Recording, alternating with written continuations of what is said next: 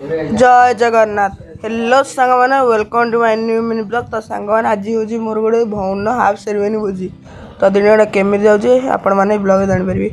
तो मत दिज भाई मिसी उठे सका सका मत डाकुं चा हंडा आने जा। तो मुझे बाहरी पकई हंडा आने को। तो आम आम गाँ बुढ़ी माँ मंदिर टारे पहुँच जाइलु कारण आम एठ हंडा नबू। तो देखु आम गाँ बुढ़ी माँ दृश्य। तो आपको केमी लगे जरूर कमेंट रे कहे। तो माने देखु गोटे घर उपर केमी माँ कृपार गोटे बर गछटे उठी। तो ये हूँ आम गाँव जो हंडा सब रखाई। तो आम ए देखु कौटा बड़ हंडा दीटा थुआ। तो जोटा बड़ हंडा से धरिकी जीवु। तो बड़ हंडा टाक धरिकी आम ए घर को जाऊँ। तो सांग मैंने वीडियो लाइक करदे। तो आम घर को पहुँच सारी देखा आ गोटे मिनी ब्लॉग रे।